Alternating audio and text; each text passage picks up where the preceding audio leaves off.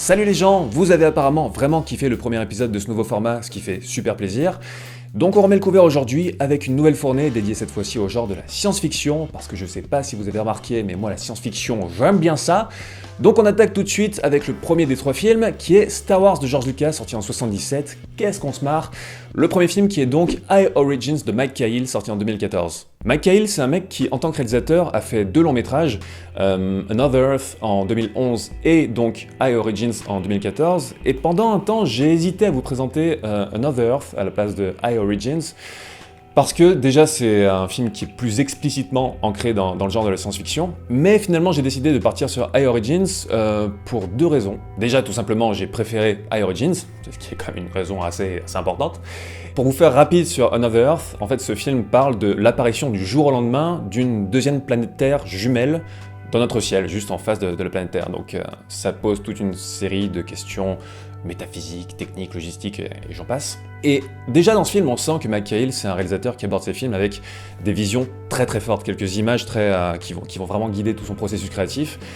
Et on peut le voir notamment déjà dans la bande-annonce, qui ne spoil pas trop, donc vous pouvez jeter un œil. Il y a des visions très fortes, des images qui ont un souffle. Mais globalement, il n'était pas encore très à l'aise en termes de réa, et sur la longueur, le film tombe un petit peu dans un écueil de mise en scène de téléfilm, même s'il existe des très bons téléfilms, hein, mais au sens caricatural, je veux dire, vous voyez de quoi je parle. Donc il y avait encore un côté pas très maîtrisé, c'était un chaudron de ce que deviendrait la démarche de Cahill, notamment sur High Origins, mais il y avait ce côté encore pas tout à fait fini. Et force est de constater que High Origins est beaucoup plus maîtrisé à ce niveau. Donc je vous conseille quand même Another Earth, mais on va plutôt parler de High Origins. Rapidement, l'histoire, c'est celle d'un scientifique joué par Michael Pitt, qui est obsédé par les yeux, autant en termes de recherche qu'en termes esthétiques. Il photographie des yeux de beaucoup de gens. Et en fait, il veut montrer à travers l'étude de l'œil humain la théorie de l'évolution, et en fait, il veut démonter la théorie du design intelligent. En fait, c'est l'archétype du scientifique qui veut montrer que Dieu n'existe pas, en gros. Et il va rencontrer une femme dont il va tomber amoureux, qui est son exact opposé en termes idéologiques. En fait, elle est une personne extrêmement spirituelle. Donc, on va avoir entre les deux, malgré leur amour et sur la base même de cet amour, en fait, deux idéologies complètement différentes qui vont s'affronter, qui vont aussi s'alimenter l'une l'autre, jusqu'à ce qu'un drame survienne, je vous en dis pas trop, et que ça bouleverse la vie de Michael Pitt, qui va se jeter encore plus corps et âme dans son boulot, dans ses recherches, les mener de plus en plus loin, pour arriver sur des rivages où ses croyances de base seront bien entendu complètement retournées, révolutionnées, que dis-je, bouleversées, c'était un bon mot en fait. Je vous en dis vraiment pas plus, c'est très difficile de pas aller plus loin, notamment parce que la bande-annonce, elle, en dit beaucoup trop. Si vous matez la bande-annonce, vous matez 90% du film, ce qui est super dommage. Après bien sûr, c'est monnaie courante aujourd'hui, mais c'est une autre histoire. Et si je préfère ce film à Another Earth, déjà, c'est parce que je le trouve déjà plus maîtrisé en termes d'écriture, notamment sur les relations entre les personnages. Dans Another Earth, il y avait cette relation entre l'héroïne et un type, qui même si elle était bien jouée et qu'elle sonnait plutôt juste, je comprenais pas pourquoi elle prenait tant d'espace en fait dans le film. Il y avait un effet de disproportion à ce niveau. Tandis que dans High Origins, c'est beaucoup mieux traité, c'est beaucoup mieux intégré au tissu même du film, de manière plus explicite, de manière plus fluide. Tout simplement, c'est un film qui m'a émotionnellement vraiment touché. Je l'ai vu il y a à peu près 1 an et demi, et ça faisait longtemps que j'avais pas été touché comme ça par un film, que ça soit science-fiction, mais film au sens large. Notamment, vous verrez dans la dernière partie, j'en dis pas trop, vous inquiétez pas, mais il y a un plan séquence sur du Radiohead. Aussi visuellement, c'est un film qui est très maîtrisé, sans être trop poseur. Je trouve que Cahill a trouvé vraiment un bon équilibre entre ces deux pôles. À la fois, c'est un film qui est assez accessible dans sa manière assez concrète de faire avancer son récit, donc qui nous paume pas trop. Mais grâce à ça, Cahill arrive à insuffler plein de moments poétiques entre deux, vraiment des moments visuellement aussi un peu plus expérimentaux, notamment il y a des plans sur des iris qui sont super beaux, qui sont une sorte de leitmotiv dans le film. Et donc il y a ces moments où Cahill se permet de voguer de manière contemplative sans être chiant, vraiment. C'est ces moments que j'adore dans des films où le film a l'air de devenir un petit peu plus que ce qu'il n'est. Ces moments où ça s'aère, où le film prend vraiment le temps et la peine de nous englober dans son univers de manière assez sensorielle. Et c'est très réussi, ça, dans le film. J'ai l'impression que Mike Cahill, c'est un peu comme une version un petit peu plus accessible de Shane Carruth. C'est le mec qui avait fait Primer et Upstream Color. J'ai pas vu Primer, mais j'ai vu Upstream Color, et c'est un des films les plus what the fuck et abstraits que j'ai vu vraiment de ma vie. Je serais incapable de vous le raconter. Je sais qu'il y a un homme, il y a une femme, il y a un porc à un moment, et des porcs. Ce film m'a vraiment laissé sur le cul, mais en même temps il m'a fasciné. J'ai absolument rien pané, parce que ce film ne laisse quasiment aucune possibilité de développer un sens trop explicite. C'est vraiment le genre de film qui fait passer 2001 pour un modèle de concret et d'explicite. Donc chez Carruth, il y a cette tendance à développer encore une fois des atmosphères entre deux eaux, assez poétiques, assez irréelles. Mais chez Kyle, il y a aussi ça d'une manière un petit peu plus linéaire, concrète et encore une fois accessible. Kyle d'ailleurs qui est à la fois réalisateur, scénariste, producteur et directeur de la photographie sur le film. Donc il y a ce côté homme orchestre vraiment qui veut avoir le contrôle total sur sa vision. Un peu comme Shane Carruth, qui est le même genre de profil, mais lui en plus il fait la musique. Je me demande même si Kyle ne fait pas aussi les sandwichs au salami de la cantine le midi.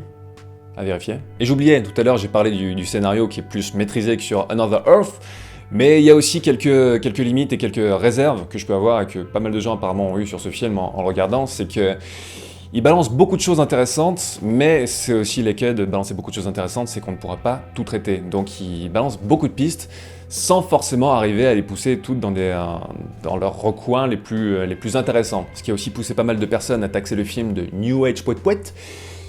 Effectivement, à certains moments, le film va sur certains rivages qui sont relativement proches de ça, a priori.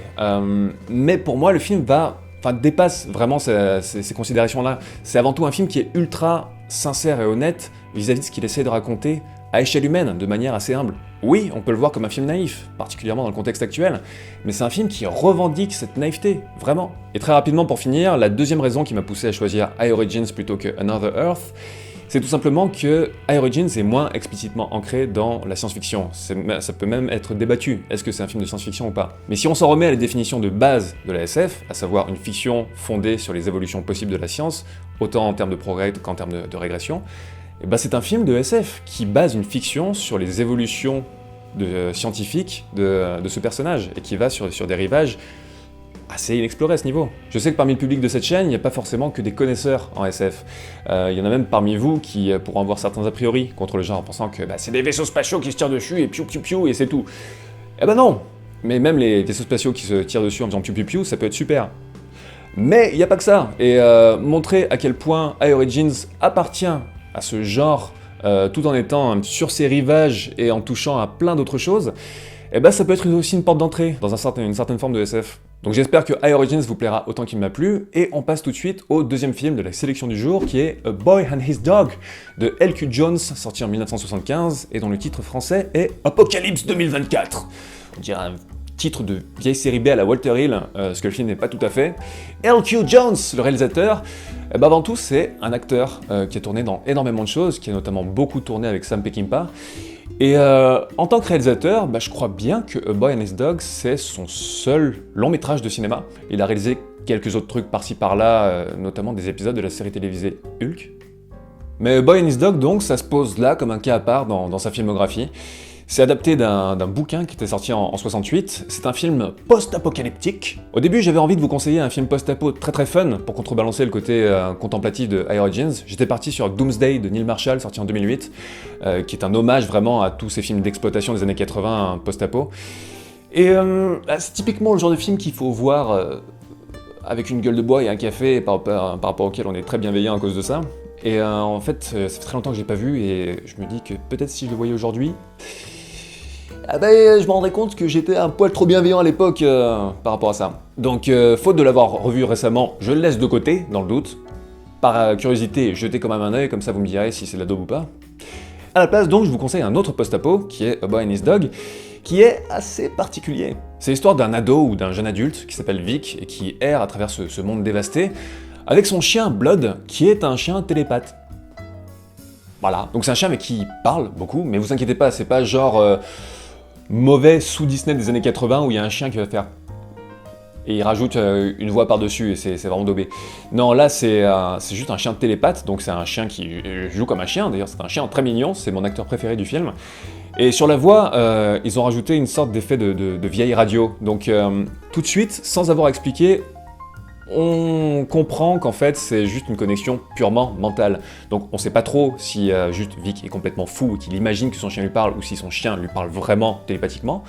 D'ailleurs le film n'explique pas ça. Et ça c'est cool. Et après je suis allé me renseigner sur le bouquin de base, savoir un petit peu de quoi il retournait, et le bouquin l'explique beaucoup plus explicitement. Mais le film, non, il pose ça vraiment comme un fait établi et il part sur autre chose. Ce qui est pas plus mal. Globalement, à la base, on a affaire à un post-apo assez classique, avec un désert radioactif, avec des bandes de pillards assoiffés de sang, avec des vagabonds, avec des gens qui font des transactions, avec des petits îlots de simili-humanité, où ils essaient de se réunir et de faire des trucs d'humains.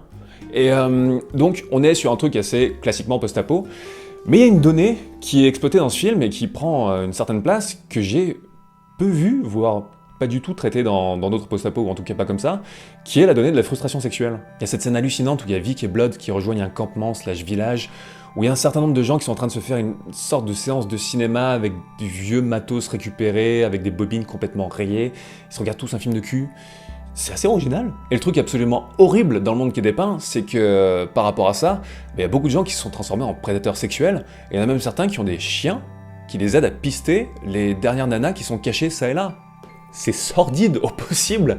Et le héros, plutôt méga anti-héros, Vic, c'est un de ces mecs, quoi, et son chien Blood l'aide à pister des femmes. Donc il y a cette réalité sordide qui est décrite dans le film, vraiment pour montrer toute l'étendue de la sauvagerie de l'être humain qui est livré à lui-même. Mais en même temps, c'est pas un film qui essaie de provoquer pour provoquer, il n'y a pas cette démarche vraiment de faire dans le trash juste pour se donner un style. C'est un film qui va, de manière assez factuelle, montrer ça, et qui à côté de ça, vraiment, ne va pas non plus essayer d'être relativement aimable, à l'image de son héros qui est un pur connard, et qui va être amené à, dans une certaine mesure, un petit peu évoluer. D'ailleurs, c'est aussi intéressant de voir comment la mise en scène se met au diapason de ça, dans cette manière très factuelle de montrer ce monde. C'est pas une réalisation qui se veut majestueuse, avec de l'image qui tue sur ces grandes étendues désertiques.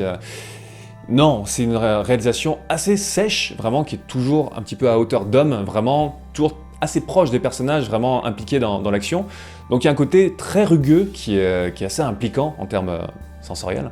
Et les quelques scènes d'action qui sont dans le film, d'ailleurs, je les ai trouvées assez inspirées par Orange Mécanique de Stanley Kubrick, qui était sorti quelques années auparavant.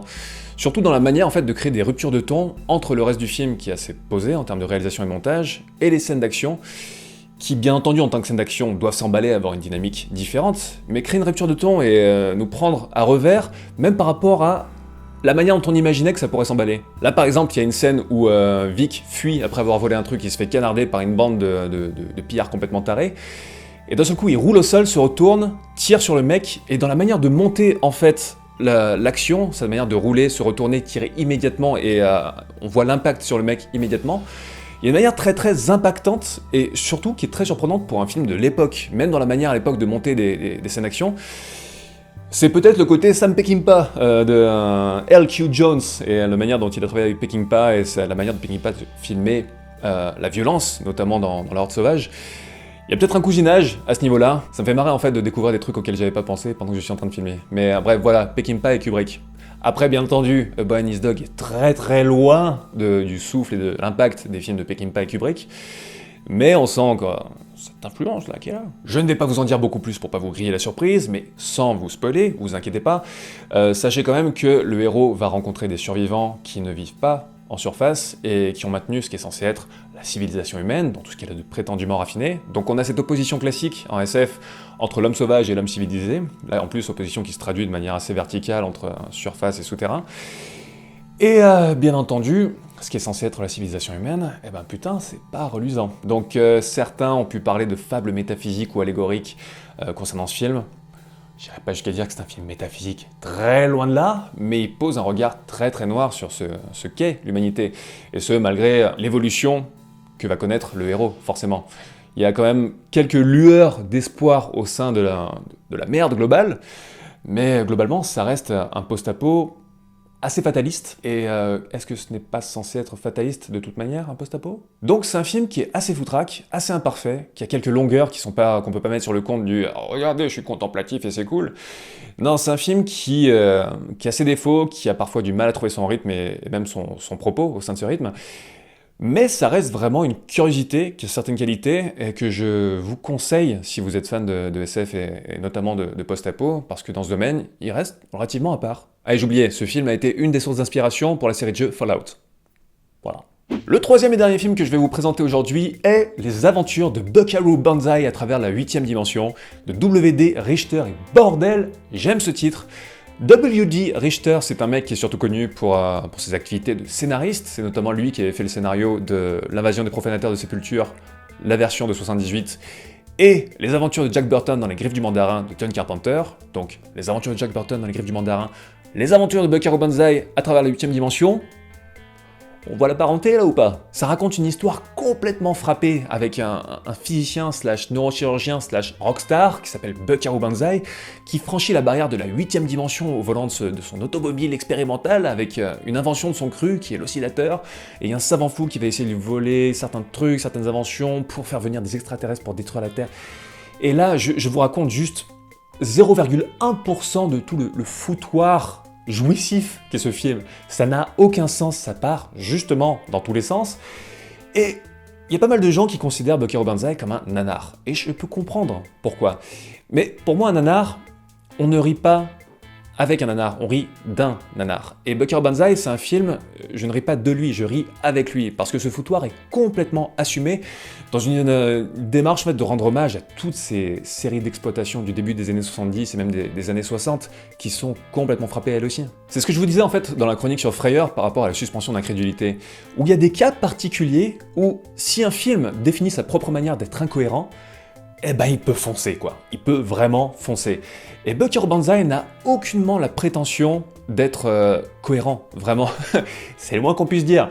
Et dès le départ, il établit cet univers complètement fantaisiste, complètement jeté, et il s'y tient, tout simplement. Juste, c'est un film qui est un foutoir extrême, mais qui déborde de bonne humeur, et pour peu qu'on soit sensible à cette démarche, qu'on soit sensible à ce délire, ça fonctionne du feu de Dieu. En plus, il y a plein d'acteurs que j'adore dedans, il y a Peter fucking Weller, d'ailleurs, dont le look dans la bande-annonce a clairement inspiré le docteur de Matt Smith, on va pas se mentir. Il y a aussi John Lithgow qui joue le savant fou, il y a Ellen Barkin, il y a Jeff Goldblum. N'importe quel film avec Jeff Goldblum n'est pas un film à jeter, je suis désolé. Donc en fait, je vais m'arrêter là parce que à ce stade, je pense que vous avez saisi quelle est la démarche du truc. Si vous avez kiffé Jack Burton dans les griffes du mandarin et que vous êtes prêt à en voir une version encore beaucoup plus explosée et psychédélique, c'est un film pour vous, vraiment. Donc voici pour cette liste de films de SF que je voulais vous conseiller aujourd'hui. Je vous dis à très bientôt, puisque le prochain Fossoyeur arrive dans moins d'une semaine. Là, il est en phase de finalisation, j'ai plus qu'à peaufiner, on va dire, et puis ensuite, je le publie dans la foulée. Je vais vous faire un petit teaser, ça sera sur un film de SF lui aussi, en ce moment c'est SF sur la chaîne, hein, pour ensuite partir sur autre chose, oui, soyons éclectiques. Et voilà, ça sera un épisode avec invité. Je vous en dis pas plus pour le moment, et je vous dis donc à très bientôt. Ciao!